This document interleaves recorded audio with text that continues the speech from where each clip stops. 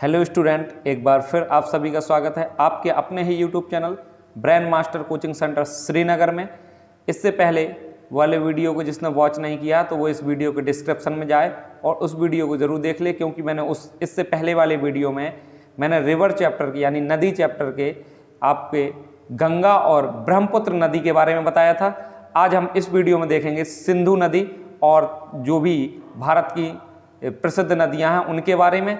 देखिए, सिंधु नदी का उद्गम बोखरचू ग्लेशियर, जो कि बेसिकली देखा जाए तो चेमा युंगडुंग ग्लेशियर का ही एक हिस्सा है, और चेमा युंगडुंग ग्लेशियर जो है तिब्बत में है। तो तिब्बत में स्थित चेमा युंगडुंग ग्लेशियर का एक भाग है, ये उसी का हिस्सा है बोखरचू ग्लेशियर। इससे उद्गम होता है किसका? इंडस रिवर यानी सिंधु नदी का, और इसकी कुल लेंथ यानी कुल लंबाई 2880 किलोमीटर होती है। बेसिकली पूछा जाता है कि इंडस रिवर या सिंधु नदी कितने देशों में बहती है, तो 3 देशों में बहती है, चाइना, इंडिया और पाकिस्तान, यानी चीन, भारत और पाकिस्तान में। तो भारत में लद्दाख और जास्कर श्रेणी के मध्य बहती है। भारत में पूछा जाए कहाँ बहती है, तो लद्दाख और जास्कर श्रेणी के मध्य में बहती है।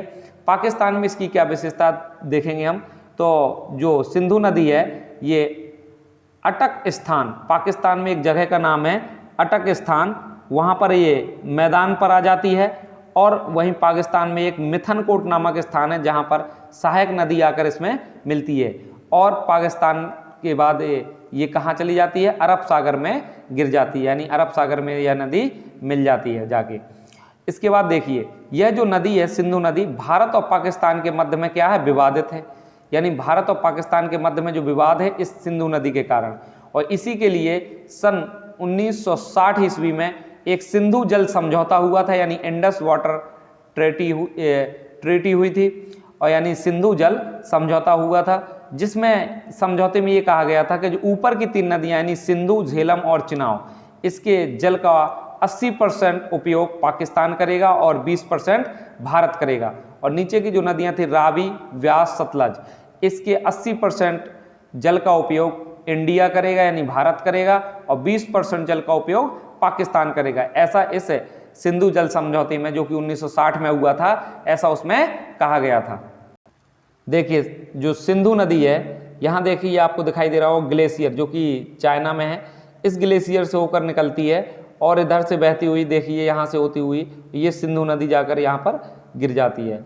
इसके बाद हमें देखना है कि सिंधु नदी जो है ये इसमें कौन कौन सी इसकी सहायक नदियां हैं। तो ध्यान दीजिए, यहाँ पर ही एक जम्मू कश्मीर में स्थित है बेरीनाग झील, यहाँ से एक नदी निकलती है झेलम नदी, और ये जाकर इसमें चिनाव नदी में मिल जाती है। और चिनाव नदी कहाँ? यहाँ पर वाड़ा लाचा ला दर्रा है, वाड़ा लाचा ला दर्रा से 1-2 धाराएं निकलती हैं, एक ये धारा, जब ये दोनों धाराएं मिलती हैं तो एक नदी का निर्माण होता है, जिसे हम क्या कहते हैं? चिनाव नदी कहते हैं। और यह जाके चिनाव नदी जाकर कहाँ मिलती है?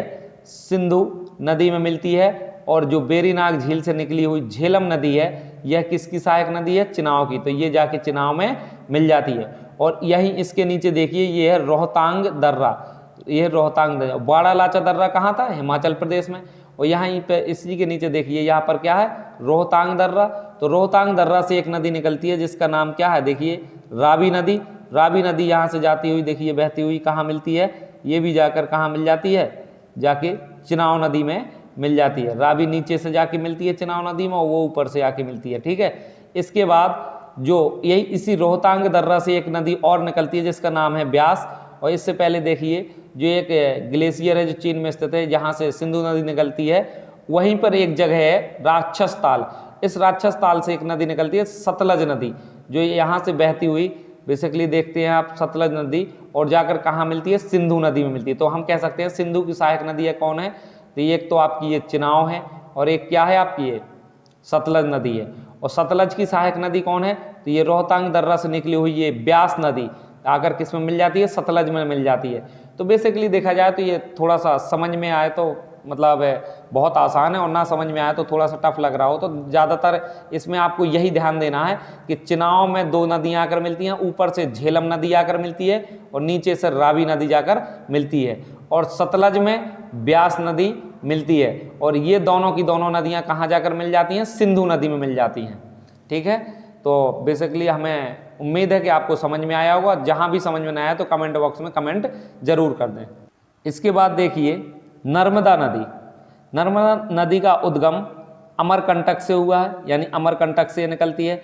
तो देखा जाए अमरकंटक कहाँ बेसिकली देखा जाए तो मध्य प्रदेश में, तो हम कह सकते हैं कि मध्य प्रदेश के अमरकंटक से नर्मदा नदी निकलती है। वो आप देख रहे हैं मध्य प्रदेश से कहाँ जाती है, महाराष्ट्र, महाराष्ट्र से होती है गुजरात, गुजरात से होती है कहाँ गिर जाती है, खंबात की खाड़ी में। तो आपको दिखाई दे रहा होगा कि ये किस तरह पूरब से पश्चिम की ओर बह रही है। तो हम कह सकते हैं यह जो नदी है एक पश्चिमी प्रवाह नदी है, यानी पूरब से किस तरफ बह रही है, पश्चिम की ओर बह रही है नर्मदा नदी। इसके बाद हम देखें तो ये इसमें ये भ्रंश घाटियों से बहती है, भ्रंश घाटियों से बहती है, इसलिए यह डेल्टा नहीं बनाती है। ये डेल्टा नहीं बनाती तो क्या बनाती है, एस्चुरी बनाती है। एस्चुरी मतलब ज्वार नद मुख बनाती है, यानी कहने का मतलब जैसे पाइपलाइन जैसा सीधा जल जाके समुद्र में मिल जाता है, ये डेल्टा नहीं बनाती है। इसमें देखें मध्य प्रदेश में इसकी विशेषता जो है ये बेसिकली देखा जाए तो मध्य प्रदेश में जहाँ जबलपुर है, जबलपुर में इसी नदी पर धुआंधार जलप्रपात है। किस नदी पर है, नर्मदा नदी पर।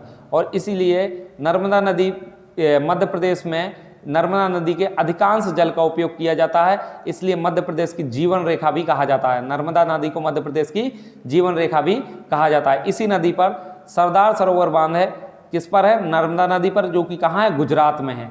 और सरदार सरोवर बांध पर ही सरदार जी की मूर्ति है, यानी सरदार वल्लभ भाई पटेल जी की मूर्ति है, जिसे स्टैच्यू ऑफ यूनिटी के नाम से जाना जाता है। इसकी सहायक नदियाँ मुख्य तौर पर देखिए क्या हैं, तो जो नर्मदा नदी की सहायक नदी है तवा नदी, दुधी नदी, शेर नदी और शक्कर नदी। ये सभी नदियाँ किसकी सहायक हैं, नर्मदा नदी की सहायक नदी हैं। नोट में देखिए विंध्याचल श्रेणी, यानी देखा जाए तो विंध्याचल श्रेणी जो है ये नर्मदा और गंगा नदी को अलग करती हैं। तो पूछा जाए नर्मदा और गंगा नदी को कौन अलग करती है, तो विंध्याचल श्रेणी अलग करती है। इसके बाद देखिए ताप्ती नदी। ताप्ती नदी का उद्गम सतपुड़ा पहाड़ी से हुआ है। देखिए यह नर्मदा के समांतर बहती है, यानी जैसे नर्मदा बहती है वैसे ये क्या है, उसी के नीचे क्या बहती है, ताप्ती नदी बहती है। यह भी डेल्टा नहीं बनाती है। इसकी लंबाई 728 किलोमीटर है। इसकी मुख्य सहायक नदियां पंजारा नदी और पूर्ण नदी है। देखिए एक बार क्वेश्चन आया हुआ था कि नर्मदा नदी और ताप्ती नदी के बीच में कौन है, तो सतपुड़ा पहाड़ी है। कौन सी पहाड़ी है, सतपुड़ा पहाड़ी है। और देखिए यहाँ पर इसके बाद देखिए माही नदी। माही नदी की कुल लंबाई 583 किलोमीटर है। यह जो है ये ओरिजिनेट होती है, यानी विंध्याचल श्रेणी से निकलती है। ये कहाँ से निकलती है, विंध्याचल श्रेणी, और विंध्याचल श्रेणी कहाँ है, मध्य प्रदेश में। तो हम कह सकते हैं कि मध्य प्रदेश से होती हुई ये राजस्थान, राजस्थान से गुजरात, गुजरात से होती कहाँ गिर जाती है, खंबात की खाड़ी में गिरती है। तो राजस्थान में मुख्यतः ये 2 जिलों में बहती है, यानी अब दक्षिणी राजस्थान से निकलती है ये, तो ये राजस्थान के 2 जिलों में बहती है, एक बांसवाड़ा और डूंगरपुर। कौन से 2 जिला में, बांसवाड़ा और डूंगरपुर जिले में ये बहती है। तो यह कहा जा सकता है यह कर्क रेखा को 2 बार काटती है। देखिए जब मध्य प्रदेश में 2 बार बहती है तो ऐसा कुछ स्ट्रक्चर बनाएगी, यानी कर्क रेखा से 2 बार होकर गुजरती है। तो यह कर्क रेखा को 2 बार काटती है। क्वेश्चन आ सकता है कि कौन सी नदी है जो कर्क रेखा को 2 बार काटती है, तो कौन सी नदी है, माही नदी। देखिए यह साउथ राजस्थान यानी दक्षिण राजस्थान की उपजाऊ भूमि का निर्माण होता है, क्योंकि ये वहाँ से बहती है दक्षिण राजस्थान से, तो किसका निर्माण करती है, उपजाऊ भूमि का निर्माण करती है। इसी के कारण इसे दक्षिण राजस्थान की गंगा भी कहा जाता है। और यहाँ पर राजस्थान में एक बेणेश्वर नामक स्थान है, जहाँ जो देखा जाए तो डूंगरपुर जिले में है। बेणेश्वर नामक स्थान जो डूंगरपुर जिले में, यहाँ पर सोम नदी, माही नदी और जाखम नदी, इन 3 नदियों का संगम है। इसलिए इस 3 नदियों के संगम को क्या कहा जाता है, त्रिवेणी संगम कहा जाता है, जो कि कहाँ है, बेणेश्वर नामक स्थान राजस्थान में है। ठीक है। इसके बाद देखिए लूनी नदी। लूनी नदी की कुल लंबाई 494 किलोमीटर है, जिसका उद्गम यानी यह कहाँ से निकलती है, नाग पहाड़ी, अजमेर से निकलती है। और नाग पहाड़ी बेसिक तौर पर देखा जाए तो ये अरावली पर्वत का ही भाग है, राजस्थान के अजमेर से ये निकलती है। यहाँ पर इसे सागरमती कहा जाता है। जब ये इसका उद्गम होता है इस लूनी नदी का, तब उसे क्या कहा जाता है, सागरमती कहा जाता है। इसके बाद गोविंद गट स्थान नामक है, तो वहाँ पर सागरमती और सरस्वती नदी जो पुष्कर से निकलती है, पुष्कर से निकलकर आई सरस्वती नदी और सागरमती नदी दोनों का मिलन होता है, यानी दोनों नदियाँ संयुक्त होती है, जुड़ती हैं, और इन दोनों नदियों को मिलने से जो नदी का निर्माण होता है उसे लूनी रिवर के नाम से जानते हैं, यानी लूनी नदी के नाम से जाना जाता है। देखिए लूनी नदी यह मरुस्थल क्षेत्र से गुजरती है, यानी मरुस्थलीय क्षेत्र से गुजरती है। जैसा कि देखा जाए कि जैसे ये मान लिया एक नदी है, ये मरुस्थलीय क्षेत्र से गुजर रही, तो इसके अगल बगल क्या होंगे, बालू के कण होंगे। जब हवा चलेगी तो ये बालू के कण इस नदी में जाएंगे, नहीं जाएंगे, जाएंगे। जब ये बालू के कण इस नदी में जाएंगे तो ये रेगिस्तान से गुजर रही है, रेगिस्तान से गुजर रही है, इसलिए वाटर अमाउंट यानी कह सकते हैं आप जल की मात्रा क्या होगी, डिक्रीज होगी, कम होगी, यानी पानी की मात्रा इसमें कम हो जाती है। और पानी की मात्रा कम हो जाती है और मरुस्थलीय क्षेत्र से गुजरती है, इसलिए इसका पानी क्या हो जाता है, पानी खारा हो जाता है। कहाँ पर होता है, क्वेश्चन आता है लूनी नदी का पानी खारा कहाँ होता है, तो बालोतरा नामक स्थान पर, बाड़मेर के बालोतरा नामक स्थान पर लूनी नदी का पानी क्या हो जाता है, खारा हो जाता है। इसके बाद ये जब मरुस्थल से गुजरती तो बालू के कण इसमें जाते हैं और धीरे धीरे पानी कम हो जाता है। जब पानी कम हो जाता है तो जब ये कच्छ के रण में पहुंचती है तो कच्छ के रण में ये रिवर इनलैंड हो जाती है, मतलब नदी गायब हो जाती है, स्थल रुद्ध हो जाती है, यानी नदी कहाँ हो जाती है, नीचे जमीन में हो जाती है, यानी स्थल रुद्ध हो जाती है। कहाँ हो जाती है, कच्छ के रण में। कौन, लूनी नदी। इसकी सहायक नदियाँ जो हैं जवाई, जोजारी और सुकड़ी, ये इसकी क्या है, लूनी नदी की प्रमुख सहायक नदियां हैं। इसके बाद देखिए साबरमती नदी। साबरमती नदी का उद्गम उदयपुर पहाड़ी यानी राजस्थान से हुआ है, यानी राजस्थान से होकर गुजरात जाती है, गुजरात के बाद एक खंबात की खाड़ी में गिर जाती है। यह सबसे अत्यधिक प्रदूषित नदी है, यानी कह दिया जाए हाई पॉल्यूटेड रिवर है, यानी अत्यधिक प्रदूषित नदी के नाम से कौन सी नदी जानी जाती है, साबरमती नदी। इसके बाद देखिए ज़्यादातर यहाँ से क्वेश्चन आते नहीं हैं, तो इसलिए थोड़ा सा इनका उद्गम और कहाँ कहाँ से गुजरती है और क्या है ये क्वेश्चन आ सकता है। अत्यधिक प्रदूषित नदी कौन सी है, तो साबरमती नदी। इसके बाद देखिए महानदी। महानदी की लगभग लंबाई 900 किलोमीटर है। इसका उद्गम छत्तीसगढ़ में सिंघावा पहाड़ी से हुआ है, छत्तीसगढ़ में स्थित सिंघावा पहाड़ी से हुआ है। छत्तीसगढ़ के बाद ये उड़ीसा, उड़ीसा के बाद बंगाल की खाड़ी में गिर जाती है। उड़ीसा में ये संभलपुर नामक स्थान पर ही क्या है, इसी नदी पर, कौन नदी पर, महानदी पर हीराकुंड बांध है, जो भारत का सबसे लंबा बांध है, भारत का सबसे लंबा बांध। सबसे ऊंचा नहीं कहा, सबसे ऊंचा बांध तो आपका टेहरी बांध है, ठीक है। तो भारत का सबसे लंबा बांध क्या है, किस नदी पर है, तो महानदी पर है। और कहाँ पर है, संबलपुर नामक स्थान पर, यानी हीराकुंड बांध। उस बांध का नाम क्या है, हीराकुंड बांध। इसकी प्रमुख सहायक नदियां शिवनाथ नदी, तेल नदी, ओग नदी। ये किसकी सहायक नदियां प्रमुख, महानदी की। इसके बाद देखिए गोदावरी नदी। इसका उद्गम त्र्यंबकेश्वर पहाड़ी से, यानी जो कि नासिक में स्थित है, तो वहाँ से हुआ है। ये कह सकते हैं नासिक कहाँ है, महाराष्ट्र में, यानी महाराष्ट्र राज्य से ये तेलंगाना, तेलंगाना से छत्तीसगढ़, छत्तीसगढ़ से आंध्र प्रदेश में जाती है। तो बेसिकली कितने राज्यों में जा रही, देखिए महाराष्ट्र, तेलंगाना, छत्तीसगढ़, आंध्र प्रदेश। इसकी कुल लंबाई 1465 किलोमीटर है, किसकी, गोदावरी नदी की। इसलिए इसे भारत की सेकंड, यानी भारत में दूसरा स्थान है इस नदी का, यानी भारत में दूसरी सबसे बड़ी नदी और दक्षिण भारत की पहली सबसे बड़ी नदी। इसलिए इसे बूढ़ी गंगा के नाम से भी जाना जाता है और दक्षिण की गंगा भी कहा जाता है। इसे वृद्ध गंगा या दक्षिण की गंगा के नाम से भी जाना जाता है। इसकी सहायक नदी, मुख्य सहायक नदियां जो हैं पूर्णा नदी, वर्धा नदी, प्राणहिता नदी, पैनगंगा और बैनगंगा, ये दोनों ही गोदावरी नदी की सहायक हैं। मंजिरा नदी और सबरी नदी और इंद्रावती नदी, ये क्या हैं, इसकी सहायक नदियां हैं। इसके बाद देखिए कृष्णा नदी। कृष्णा नदी का उद्गम महाबलेश्वर से हुआ है, महाबलेश्वर पर्वत से हुआ, महाराष्ट्र में स्थित है, यानी महाराष्ट्र राज्य से ये कर्नाटक, छत्तीसगढ़ और आंध्र प्रदेश, बेसिकली देखा जाए तो गोदावरी नदी की तरह ही बह रही। देखिए 1400 किलोमीटर इसकी कुल लंबाई है। इस नदी में हीरे पाए जाते हैं, ऐसा माना जाता है कि इस नदी में क्या पाए जाते हैं, हीरे पाए जाते हैं। जैसे कहा जाए कि ये देखिए गोदावरी नदी और कृष्णा नदी के बीच में केजी बेसन है, केजी बेसन कहा जाता है, बेसन जो बना है गोदावरी और कृष्णा के बीच में।